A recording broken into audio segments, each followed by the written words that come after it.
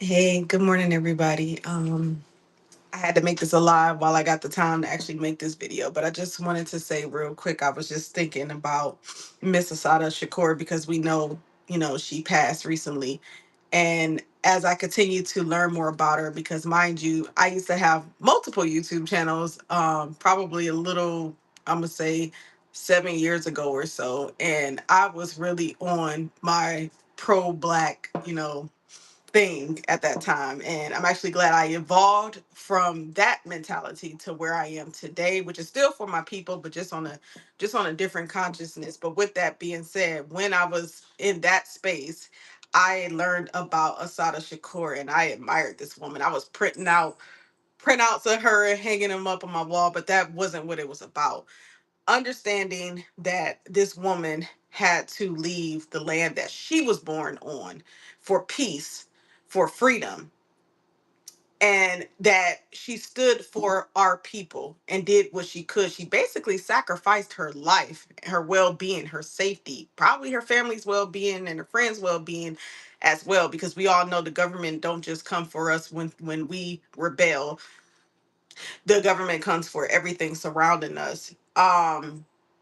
Knowing that she's made that ultimate sacrifice, but also knowing that she wasn't a hero or a shero that we were learning about in school, um or rather, even till this day, people probably are more than likely not learning in school. There's no holiday here on this land, and there will probably be no holiday. It would be actually quite the contradiction for this land to celebrate a woman such as Asada Shakur, because this woman did not benefit this land, benefited our people, okay, mind you, but didn't benefit this land. I'm gonna say this in terms of how I see. I'm sure she benefited us in so many ways that we won't know about unless we do the research, because it's all about the murder of the state trooper, which they found out that the state trooper's partner, who was also on the scene, lied during his testimony. So that whole thing was crazy. Not to mention, she obviously admitted that she didn't do it,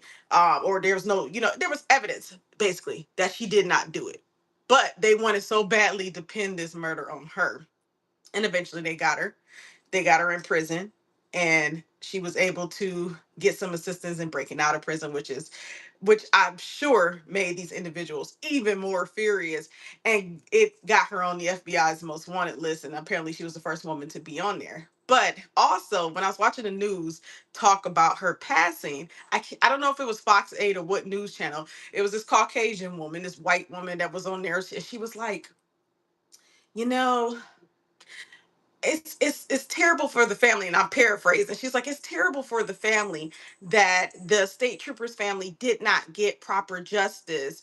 She wasn't able to be brought back to the country, and justice wasn't able to be given to her properly. But maybe the family can find some peace in her passing. And I was looking like, which, please, okay?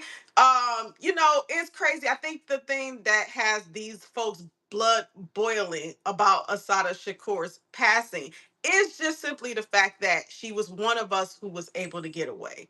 She was one of us who was able to get away in such a way that they probably reformed a lot of things when it came to the prison system, just to make sure that no one is able to escape the way that she did. And not to mention, if more of us learn about her, what would that do for us mentally? Like, she can't be our hero. They got to continue to tarnish her name so that none of us would get any ideas. We'll continue to be on some peaceful Christianity stuff when it comes to these devils who clearly are not at peace with us, who clearly continue to do things to us, whether it be physically, whether it be by the way of food, whether it be deliberately, whatever the case may be, whether it be legally, creating laws, implementing laws against us. So we're supposed to continue to be forgiving people, but Asada Shakur represented something different.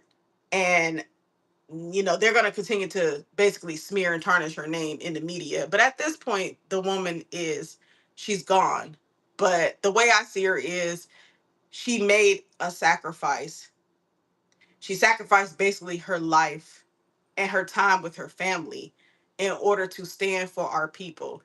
And here some of us are today, shucking and jiving, wanting to be kumbaya so desperately, willing to lose our identity in order to assimilate and be at peace with these folks. And I don't care if you find one or two are good, one or two or three are good white people. I don't care if they're in your family, you got some good folks that's willing. That's all fine and dandy. Nobody said you got to hate everybody, but understand, as Neely Fuller Jr. said, and Dr. Cress Francis Welsing would repeat, or Dr. Francis Cress Welsing would repeat, if you do not understand white supremacy racism, all else is going to confuse you. It has nothing to do with white folks liking us.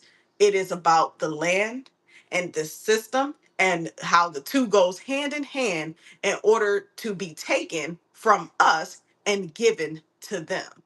And more the so-called whiteness continues to flood in. That is what this is about. It's not about being liked by them. They don't give a shit about us liking them. Or we shouldn't give a shit about them liking us. But that's it. All respects to Assata Shakur and those alike, because it wasn't just her. Let me know what y'all think in the comment section, and I'll talk to y'all soon.